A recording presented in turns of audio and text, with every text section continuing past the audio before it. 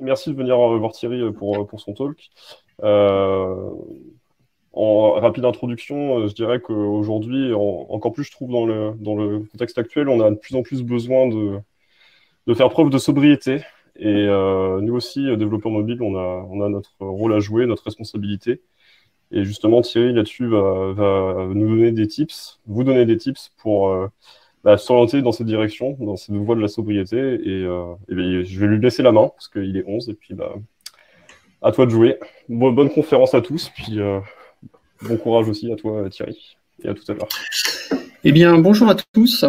Donc, je m'appelle Thierry Lebouc. Je vais vous parler aujourd'hui de sobriété numérique, donc au service de l'écologie, de l'inclusion, de la performance, de l'application et des applications, bien sûr, des applications mobiles, on est dans ce contexte effectivement de mobilité. Juste en quelques mots, GreenSpector, on est une entreprise basée à Nantes. Ça fait maintenant plus de 10 ans qu'on travaille sur des sujets d'éco-responsabilité et d'éco-conception de services numériques.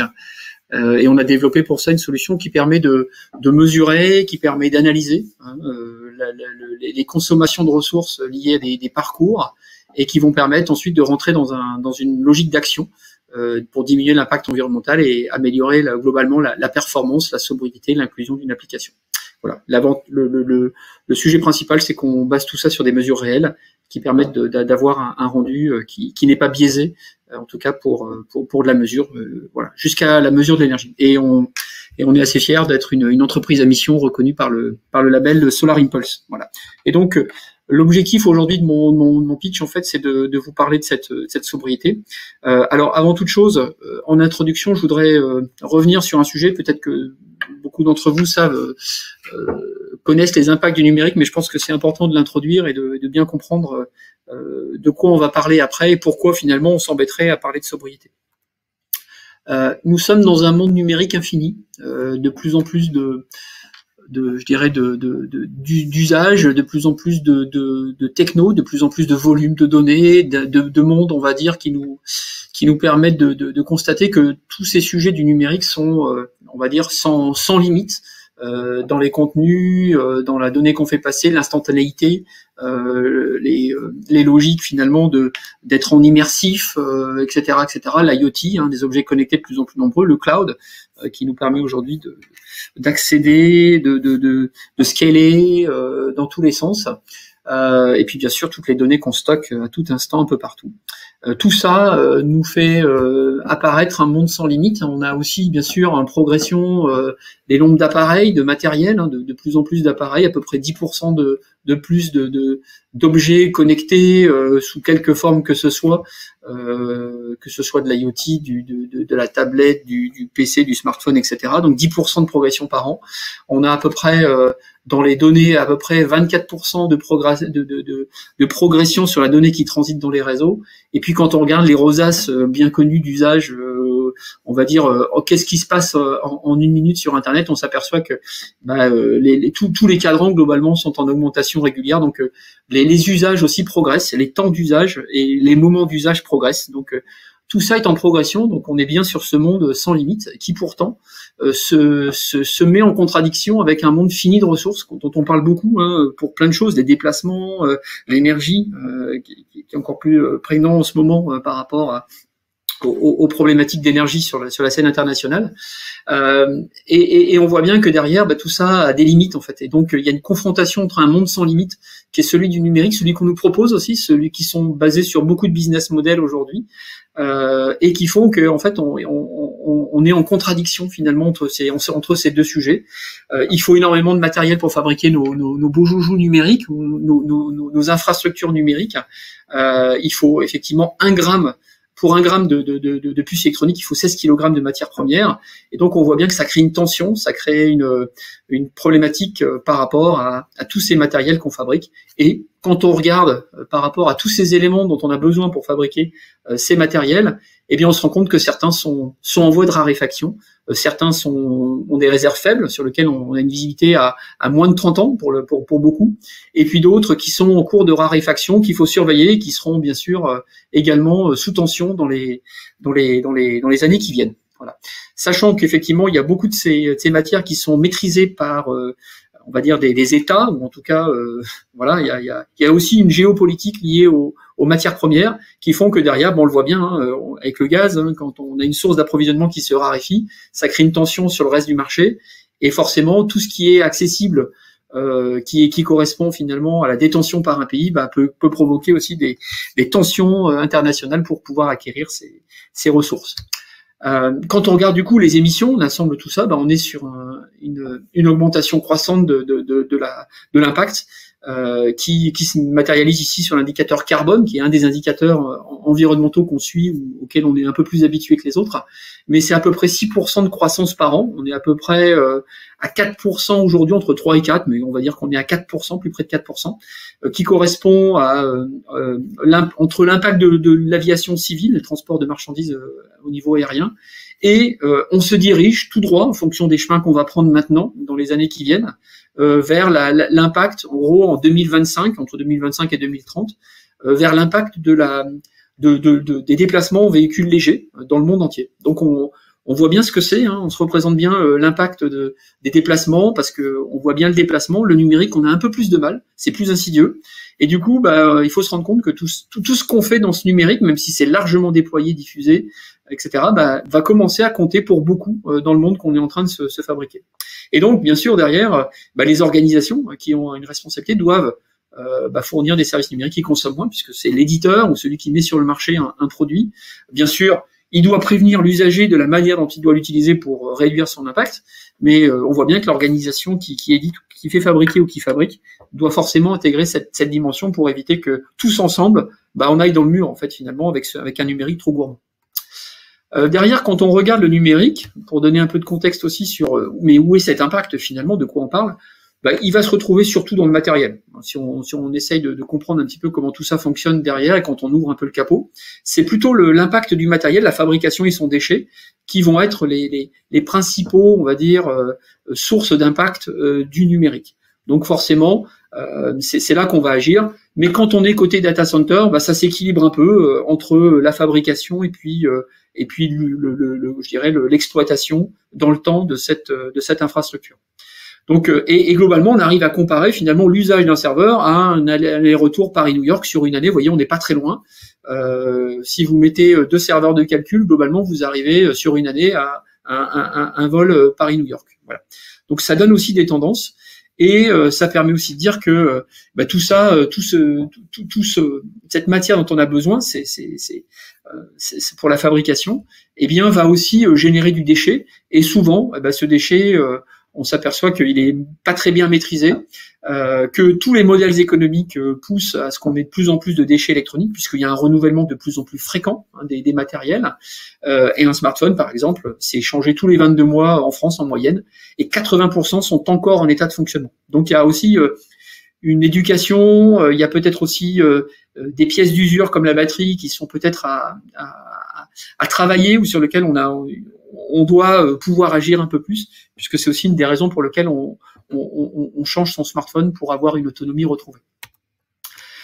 Derrière tout ça, on a vu le matériel, mais en fait, c'est beaucoup plus complexe à appréhender, parce que le matériel, on le change, mais on le change pour plein de raisons. Alors, on peut aller chercher plus de puissance, on peut aller chercher un certain nombre d'éléments, mais le logiciel, finalement, de plus en plus gourmand, est la première raison d'un changement de matériel. Parce qu'il demande plus de prérequis, de CPU, de mémoire, de data, voilà, c'est encrassé finalement, où ça demande de plus en plus, parce que finalement on s'est habitué à avoir des évolutions technologiques qui nous permettent d'avoir de plus en plus de puissance, et puis on oublie ceux qui en ont un peu moins, ou ceux qui veulent garder son vieux PC ou son vieux téléphone, ceux-là vont être mis de côté. Donc forcément, au bout d'un moment, on va avoir, à cause du logiciel de plus en plus gourmand, avoir envie de changer son matériel. Par incompatibilité, avec le matériel, puisque parfois il y a des couches qui sont plus compatibles, ou du matériel qui sont plus compatibles quand on remonte toute la chaîne avec des nouvelles applications mobiles, si on pense à celle-là, avec des anciens OS de type Android ou iOS. Il provoque aussi une usure prématurée du matériel ou des pièces d'usure. La batterie, la première pièce d'usure d'un smartphone ou d'une tablette, et derrière, plus vous consommez d'énergie à travers le logiciel ou les applications que vous faites tourner dessus, et plus vous accélérez le nombre de cycles de charge et de décharge qui vont commencer à rendre la batterie moins opérationnelle. avec moins de temps d'autonomie. C'est aussi une forte raison du changement quand on parlait des 80% tout à l'heure. C'est toujours utilisable, mais dans des conditions où on n'a plus beaucoup de batterie, plus beaucoup d'autonomie, donc, et du coup, eh bien, on se dit qu'on aimerait bien racheter peut-être un téléphone avec plus d'autonomie. Donc, il est important de considérer le couple logiciel et matériel dans sa dynamique, et donc de considérer un service numérique plutôt que de dire je regarde le matériel ou je considère seulement le logiciel. C'est les deux qui fonctionnent ensemble, bien entendu. Derrière la chaîne d'impact d'un service numérique, c'est une chaîne classique que vous connaissez. Il y a des terminaux avec des usagers, des usages, et puis il y a de la donnée qui transite, la logistique de la donnée. Et puis, bien sûr, en bout de chaîne, on va aller chercher de la donnée qui est disponible et des traitements dans des centres informatiques, des data centers, sur des serveurs. Voilà. Donc ça, c'est l'ensemble du prérequis, un petit peu de ce que je voulais vous présenter en introduction. Et c'est vrai, chez GreenSpector, on a pas mal de retours d'expérience sur pas mal d'applications mobiles, des sites web, des objets connectés. Et donc, l'idée, c'était de vous partager quelques retours d'expérience et des bonnes pratiques. Sachant qu'effectivement, il y en a certaines qui sont purement décrites au sein de GreenSpector dans des missions, puis d'autres qu'on a pu constater à travers des projets sur lesquels on n'est pas forcément intervenu. Les avantages collatéraux d'un service numérique, c'est pour qualifier la sobriété, en fait, derrière, on a 4 avantages collatéraux. On va bien sûr, en étant plus sobre, on va dire en ressources, sur un smartphone ou sur un PC, qu'importe, mais ici on va prendre le smartphone, eh bien on va avoir, à travers cette sobriété, de moins consommer de ressources. On va bien sûr directement impacter l'écologie. Moins de données qui transitent, moins on va dire, de consommation de mémoire, moins de consommation d'énergie, moins de consommation d'un certain nombre d'indicateurs finalement techniques ou physiques comme l'énergie, vont faire qu'au niveau écologique, on va y gagner. On va aussi gagner en performance, une sobriété. C'est aussi un affichage plus rapide. On va utiliser moins de puissance, ou toute la puissance, mais elle sera largement suffisante pour afficher ce que j'ai à afficher, ou traiter l'information en local, par exemple, ou sur le serveur. L'inclusion, puisque forcément, si vous dégradez les conditions dans lesquelles vous accédez à votre service, vous nécessitez moins de données ou moins de puissance, eh bien, une machine plus ancienne ou un utilisateur avec un réseau contraint vont finalement avoir un parcours utilisateur ou une expérience utilisateur qui va être moins dégradée, en tout cas dans ces conditions-là. Et puis économique, parce que tout ça mis bout à bout, si vous prolongez la durée de vie d'un smartphone d'une grande flotte, si vous sollicitez moins des infrastructures et avez besoin de moins de bandes passantes ou de moins de serveurs dans votre centre de données, eh bien vous allez aussi gagner de l'argent par cette sobriété. Donc l'économique et même la scalabilité va être de meilleure qualité quand vous fabriquez des services sobres. Pas toujours facile à montrer. Une application plus sobre et plus écologique. Petit exemple d'un contenu qu'on a mis sur le site, donc vous pourrez toujours aller le voir, il est sur notre blog, où on essaye de comparer des outils de visio entre eux. Donc ici, ça permet de montrer que quand on projette tout ça en carbone, parce qu'après on fait des projections, alors avec les mêmes paramètres, on n'accède pas aux serveurs de toutes ces organisations, difficile d'aller chez Google pour aller mettre des sondes sur leur serveur, mais au moins la perception qu'on en a vu de l'extérieur, c'est que effectivement il vaut mieux utiliser ces outils qui sont au haut de la pile plutôt que un outil comme Discord par exemple qui va être beaucoup plus consommateur quand je vais faire de la visio, qu'elle soit avec audio, qu'elle soit avec partage de documents ou qu'elle soit avec vidéo. Donc ici on va pouvoir mesurer tout ça et s'apercevoir que les impacts environnementaux peuvent varier finalement entre les différents outils qu'on va avoir. Donc le logiciel qui a été fabriqué, les choix qui ont été faits, les frameworks embarqués, le tracking embarqué, enfin tout ce qu'on peut imaginer dans ces outils, il y en a qui vont effectivement payer cette surfonctionnalité ou payer ces choix qui vont être faits en architecture, en choix ergonomique, en choix de design parfois, pour arriver à un résultat plus ou moins bon. Et puis on va avoir aussi des facteurs multiplicatifs qui vont être importants. Par exemple, quand on va travailler avec une caméra ou pas, on peut aussi voir que la caméra avec la vidéo va augmenter par 2,6 par rapport à une visio simple sans caméra. Voilà. Et on peut aussi du coup se comparer par rapport à des déplacements en voiture, s'apercevoir quand même que le numérique, de toute manière, à part des cas très, très particuliers, sera aussi toujours moins impactant qu'un déplacement. Donc le numérique est bien sûr, on va dire, associé à plutôt quelque chose de positif sur les déplacements, mais attention, l'usage simplifié de dire je fais une visio alors que je me serais peut-être pas forcément déplacé, j'aurais pris mon téléphone, et bien peut-être que l'effet rebond, hein, comme c'est facile à faire, j'utilise plus souvent, on peut avoir tendance à multiplier les réunions alors qu'on serait pas forcément à même de multiplier les déplacements. Donc c'est important aussi de noter que le numérique va avoir une empreinte écologique qui est peut-être plus forte avec cet effet rebond. Réaliser un service numérique gourmand peut dégrader l'image, dans le sens où finalement on va quand on va mettre un service qui est plutôt de mauvaise qualité, par exemple s'il consomme beaucoup de ressources, l'utilisateur va parfois le ressentir. Il va se dire tiens, mon application est lente, elle reste en arrière-plan et elle utilise toute ma batterie. Voilà des commentaires qu'on peut avoir, qu'on peut noter de plus en plus sur les stores, et donc forcément ça dégrade forcément votre image. Donc ça, c'est côté store et commentaires qu'on peut avoir. Mais aussi, dans les smartphones, aujourd'hui, on a de plus en plus de remontées d'informations des constructeurs qui veulent pas être les dindons de la farce, quelque part, à dire c'est à cause d'eux, ils ont pas fabriqué des bonnes batteries. Ils poussent le sujet vers les éditeurs et qui disent oui, c'est votre application qui consomme beaucoup. Donc éteignez-la, l'utilisez pas, faites quelque chose parce que là, vous dégradez votre autonomie. Donc attention à ce risque d'image, c'est forcément quelque chose qui va dégrader l'image de l'entreprise, en tout cas à travers cette remontée et tout ce qu'on peut dire sur les stores de négatifs, aussi sur ces sujets énergétiques et sujets d'impact. Réaliser un service numérique gourmand va vous rendre moins inclusif et moins performant.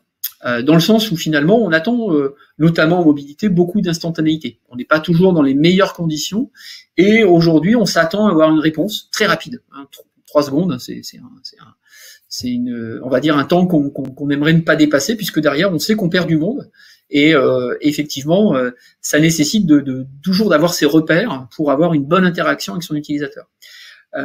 Aujourd'hui, on constate que dès qu'on dégrade un peu la connectivité, ici on a déconnecté, on est passé en 3G, là on est plutôt en moyenne entre 15 et 20 secondes pour avoir des résultats sur pas mal d'applications ou des sites. Sur des applications, on l'a mesuré, on a pris à peu près 2000 applications et on a à peu près 62% des applications mobiles en Wi-Fi dans des bonnes conditions qui dépassent ce seuil. Ça veut dire que globalement, votre utilisateur, il a installé l'application, donc normalement il est en confiance, il a envie, etc. Mais d'une certaine manière, à chaque fois qu'il va la lancer, au démarrage de l'application, il va passer parfois 3 secondes sur 38%, donc c'est déjà, on va dire, on respecte ce délai, mais on voit que ce délai peut s'allonger en fonction des stratégies de chargement de données, de complexité, on va dire, de l'application quand elle se lance en termes de ressources, qui vont générer derrière quelque chose qui va au-delà des 3 secondes, et donc rendre un peu moins inclusif, c'est-à-dire qu'il y a des gens qui ont pas envie d'attendre ou qui se sentent, parce qu'ils n'ont pas toute la puissance ou qui sont avec peut-être une connexion dégradée, vont avoir l'impression qu'on ne tient pas compte finalement de leur matériel ou de leur contexte. Ici, on est sur un sujet d'autonomie. C'est un retour d'expérience avec l'armée française qui avait un vrai problème d'autonomie sur son application mobile Android. Complexité, multi-APK, beaucoup d'échanges fonctionnels assez gourmands, cryptés, échanges vidéo, géolocalisation des positions, beaucoup on va dire de fonctionnel et de complexité technique derrière, et du coup une autonomie, beaucoup de ressources utilisées, une autonomie qui était d'environ 3 heures sur cette application. On pourrait dire oui, c'est un peu normal, on met beaucoup d'intelligence, mais derrière c'est un coût, et donc embarquer des extra batteries si votre mission passe les 3 heures, c'est un peu compliqué parce que le militaire il est déjà un peu chargé, et rajouter des batteries, des powerbanks avec lui, c'est pas forcément, ou avoir une batterie en plus, ou avoir un gros smartphone, c'était pas non plus l'objectif. Donc comment on fait pour gérer cette contrainte d'autonomie? Eh bien en travaillant sur le software, en travaillant sur les couches diverses et variées, en corrigeant des méthodes dans des boucles, en corrigeant un certain nombre de choses dans le code, qui soient techniques ou simplement parfois fonctionnelles, parfois d'architecture, eh bien on arrive finalement à augmenter cette autonomie, et dans ce cadre-là, en quelques jours, on est passé de 3 heures à 11 heures d'autonomie. Donc il y a vraiment des gains qu'on peut aller chercher en autonomie. Un autre cas, enfin c'est pas un autre cas, c'est plus aussi pour dire que ce sujet de l'autonomie est devenu un vrai sujet, puisque c'est l'un des facteurs de stress les plus importants pour l'homme et la femme moderne, je vais le dire comme ça, quand on n'a pas d'autres soucis plus graves, d'accès à l'eau, d'accès à, ou simplement de dans un pays en paix, hein, on peut relativiser tout ça, bien entendu. Mais on voit bien que l'autonomie du smartphone fait partie de nos vies. On est tous à chercher à recharger notre smartphone quand on arrive dans un train. On se dit tiens, comment je fais pour avoir l'autonomie, etc., etc. Donc c'est un vrai sujet. Donc quand on travaille sur la sobriété, on travaille aussi pour tous ces gens qui doutent qu'ils vont pouvoir finalement passer leur dernier appel ou envoyer un dernier message avant qu'il y ait le blackout de l'autonomie sans autonomie en fin de journée. Donc voilà, c'est un vrai sujet aussi. Et puis, si on parle des gains, de gains écologiques et de gains économiques, on va en avoir aussi ici sur comment finalement prolonger la durée de vie de la batterie. Tout à l'heure, je disais que on pouvait intervenir sur le nombre de cycles de charge et de décharge d'une batterie. En tout cas, on peut la décélérer. Et si vous avez un matériel qui consomme moins par rapport à un usage de scan de billets, par exemple ici pour un contrôleur SNCF, eh bien, entre différents modèles qui sont plus ou moins réglés, des surcouches, qui ont des réglages un peu particuliers, qui ont pris des composants peut-être moins optimum que d'autres, eh bien ici, le lien logiciel-matériel est intéressant puisque dans ce cas-là, vous allez avoir une durée de vie théorique de 9 mois à 39 mois. C'est-à-dire que vous allez avoir un rapport d'à peu près 4 entre un smartphone et un autre. C'est-à-dire qu'il y a un smartphone qui potentiellement, au bout de moins d'un an, va commencer à avoir des problèmes d'autonomie parce que vous allez le recharger plus souvent que les autres. Et donc ici, on peut voir qu'on peut avoir des gains écologiques, mais imaginez sur 21 000 smartphones, eh bien divisé par 4 le coût de votre flotte, ça se chiffre en millions. Donc forcément, gains écologiques et gains économiques. Quelques bonnes pratiques au-delà de ces retours d'expérience, et avec des retours d'expérience bien sûr sous-jacents, mais juste pour vous donner quelques éléments et vous donner quelques pistes en fait qui sont logiques, mais qu'on a constatées sur les projets. Quand vous allez transmettre de la donnée dans une connectivité de moins bonne qualité, par exemple ici, si on compare un échange de données de 100K sur une 2G et une 4G, eh bien vous allez avoir une grosse différence. Bien sûr, vous allez avoir une latence qui sera pas la même. En 2G, vous allez attendre plus longtemps, c'est évident. Mais qu'est-ce qui se passe quand vous attendez plus longtemps ? Vous allez avoir la cellule radio de votre téléphone, de votre tablette qui va être allumée plus longtemps. Vous allez avoir forcément l'écran qui est allumé, qui attend la donnée, qui va consommer. Donc forcément, ce temps va se traduire par de la mobilisation de ressources en local côté utilisateur.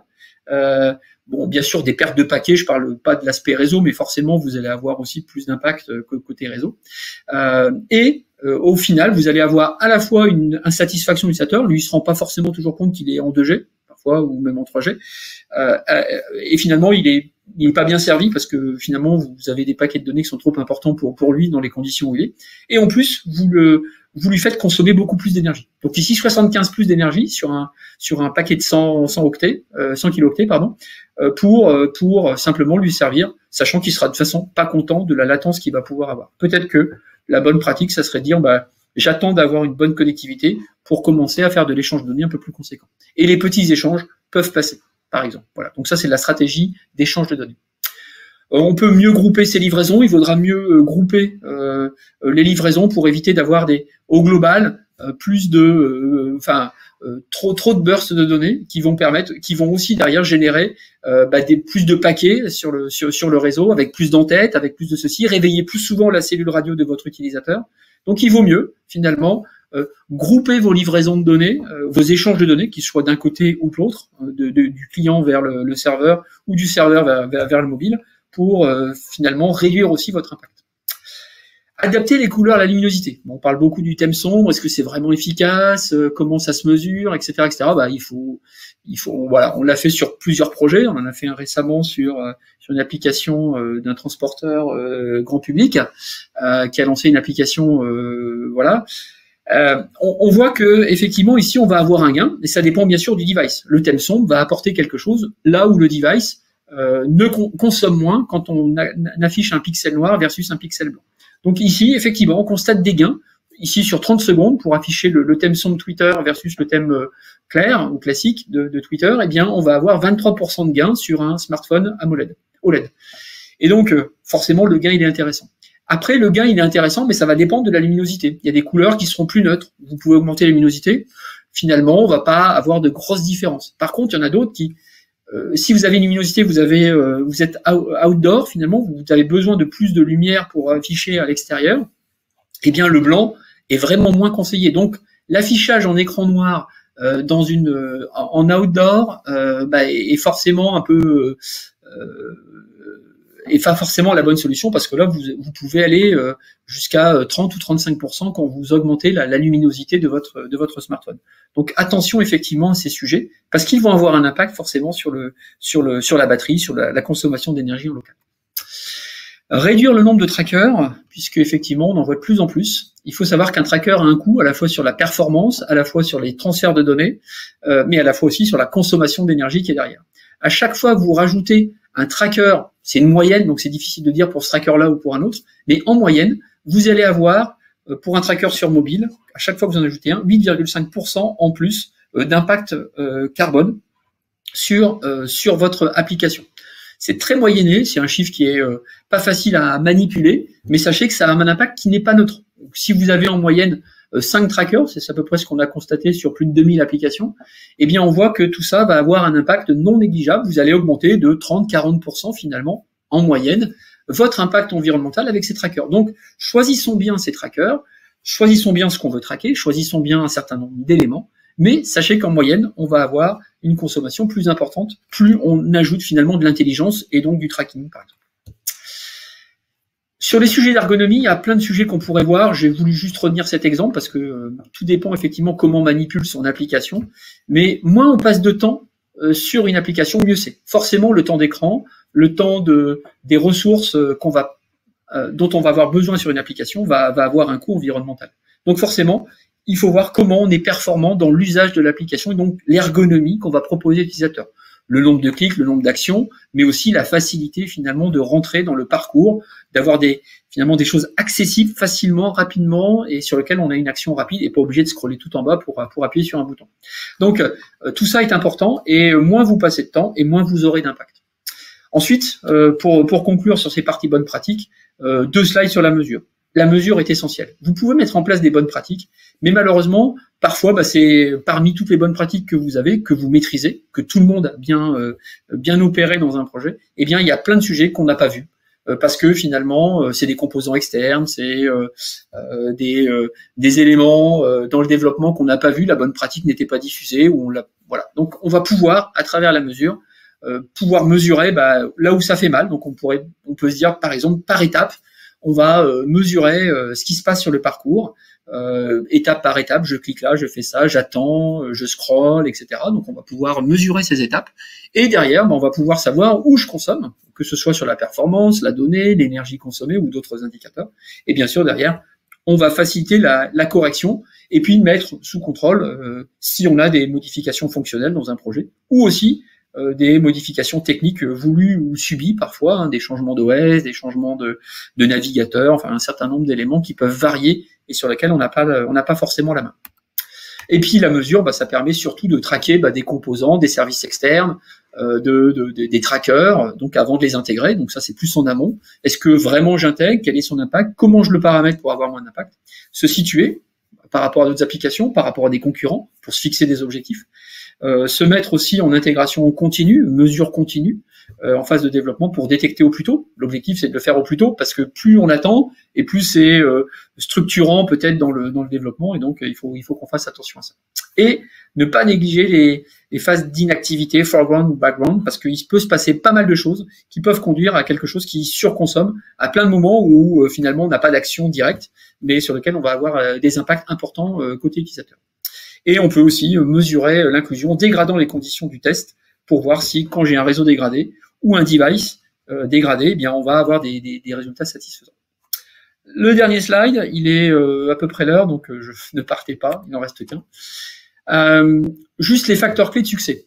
C'est une liste, il pourrait y avoir d'autres points de vue, mais nous, ce qu'on a constaté, c'est à peu près, pour rester assez clair, pour mettre finalement la sobriété du bon côté du projet, c'est bien de se fixer des objectifs, des exigences, on peut l'appeler comme on veut, de conso perf tout au long de la chaîne de fabrication, en amont, et puis bien sûr les vérifier à la fin, mais tout au long du projet, de se dire où j'en suis, est-ce que j'ai déjà consommé mon budget quelque part, et donc là, il faut que je fasse vraiment encore plus attention, ou que je commence à réoptimiser ce que j'ai déjà fait. Peut-être revoir le besoin fonctionnel, parce qu'on a dépassé ce qu'on imaginait dans les objectifs qu'on s'était fixés. Très en amont, la revue design nous permet d'enlever énormément de problèmes parce que on a voulu afficher tout de suite une carto, mais est-ce qu'on a vraiment besoin de l'afficher tout de suite? Est-ce que c'est pas que 20% des gens qui vont l'utiliser? Donc se reposer des questions sur la manière dont on navigue dans l'application ou dans son site, et ça va permettre d'aller chercher beaucoup de problèmes.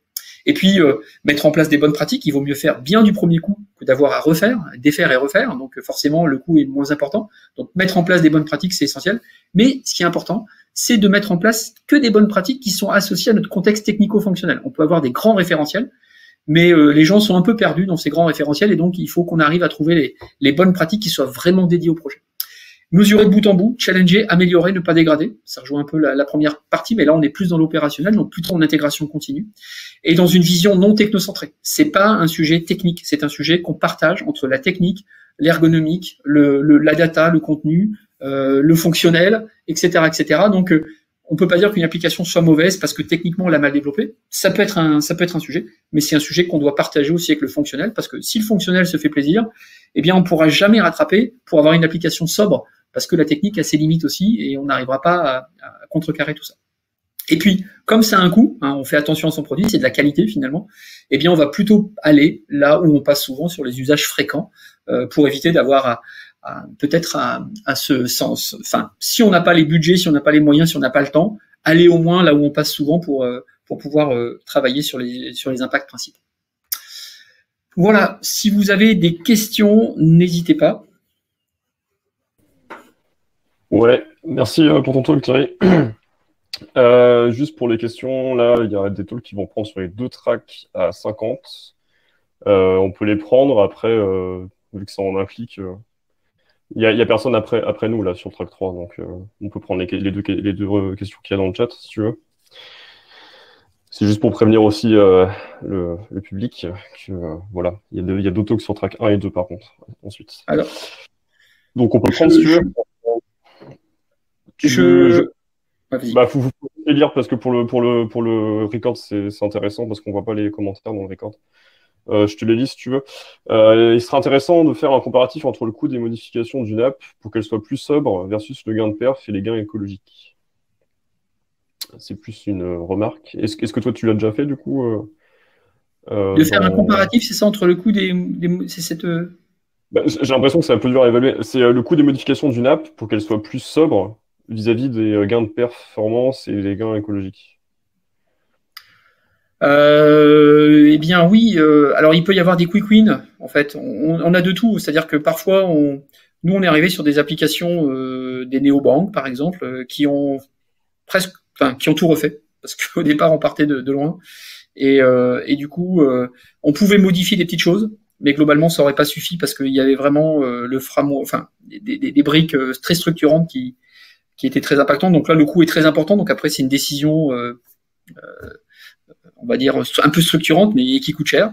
Et puis parfois, comme je vous ai montré tout à l'heure, sur 2 jours, travailler sur une application militaire et gagner 8 heures d'autonomie, c'est mieux que de renouveler la flotte et d'acheter des smartphones qui vont pouvoir avoir 5000 mAh de charge stockée, de batterie. Et donc du coup, là, le gain, il est important. Il faut le relativiser par rapport à ce qu'on rajouterait comme puissance pour arriver au même résultat. Donc ça va dépendre des contextes, de l'usage, ça va dépendre de plein de choses, mais ouais, je suis d'accord qu'il vaut mieux le prévoir en amont. Voilà. Si on peut le prévoir en amont et respecter les bonnes pratiques et avoir un meilleur résultat le plus tôt possible, eh ben c'est mieux que de le découvrir et de dire je repars en refactoring de mon app. Voilà. Donc oui, ça peut avoir un coût et parfois la contrepartie n'est pas si évidente que ça. C'est pas une décision simple à prendre. Les quick wins, il y en aura toujours. Et après, parfois, il y a des choses plus structurantes qui demandent de se reposer des questions plus en profondeur et de se dire, est-ce que j'ai les moyens de refaire une grosse partie ou pas? Voilà, ça, c'est des questions importantes. Ok. Est-ce que tu as déjà eu des exemples concrets de mesures de bout en bout sur un projet client? Alors, peut-être que Thomas, peut-être que tu peux préciser un peu ce que tu entends par bout en bout. De bout en bout, on peut avoir des... alors... En fait, on arrive très tôt en amont, c'est-à-dire que le bout en bout, il est à la fois sur l'amont, c'est quels objectifs on se fixe. Par exemple, dans le cas d'une refonte, voilà, on a eu des refontes où on se dit on veut faire mieux que ce qu'on a aujourd'hui. C'est un indicateur comme un autre. La sobriété est pas facile à appréhender. Ça veut dire quoi être sobre? Par rapport à quoi? Par rapport à quand? La sobriété, on n'a pas un score comme la performance. On a dit en dessous de 3 secondes. La sobriété, on n'a pas encore défini ce qu'elle était vraiment, en fait. C'est pas très facile de qualifier ça. Donc souvent, ce qu'on fait de bout en bout, c'est de se dire, c'est quoi la situation actuelle? C'est quoi la situation concurrentielle? Peut-être parfois, on peut réfléchir. Et donc, on va mesurer une situation à T0 avant de démarrer le projet s'il y a un existant. Si on n'a pas, on peut regarder en se fixant des objectifs par rapport à des métriques communément acceptées dont nous, on a en partie d'expérience, mais qui vont nous permettre derrière de se fixer des objectifs. Donc, on peut avoir en amont de la mesure. Donc ça, c'est plutôt pour se fixer des objectifs globaux. Ensuite, on va avoir les premières briques qu'on veut embarquer, c'est-à-dire je vais avoir de la carto embarquée, je vais avoir un certain nombre d'éléments un peu structurants. Comment je fais une recherche en autocomplétion? À quel moment je lance une requête? On va se poser toutes ces questions qui sont un peu importantes. Si c'est des petits sujets qui sont pas importants, on va pas les traiter. On verra comment on optimise, mais si c'est des sujets importants, on va les traiter, donc on va faire des mesures, on va faire des tests, on va faire un proto sur un sujet, et puis on va mesurer. Donc là, plutôt pour définir des briques, des architectures, et commencer à voir s'il y a des gros cailloux dans la chaussure qu'on va trimballer partout. Et puis ensuite, pendant le projet, dès qu'on build quelque chose, dès qu'on commence à avoir de l'écran, dès qu'on commence à fabriquer quelque chose, eh bien on va pouvoir mesurer, on va se projeter dans des parcours, on va ouvrir l'écran, on va cliquer là dès le fonctionnel est prêt, on va lancer ça, on va peut-être revoir la façon dont on a fait en continu et en mode agile pour se dire attention, quand on fait ça, le GIF là, il vaut mieux l'animer une seule fois parce qu'à chaque fois qu'il est là, il continue à consommer quand l'utilisateur, même s'il ne le regarde pas. Et donc il y a des décisions qu'on va prendre aussi sur le paramétrage ou sur le fonctionnel pendant le projet au regard de la consommation.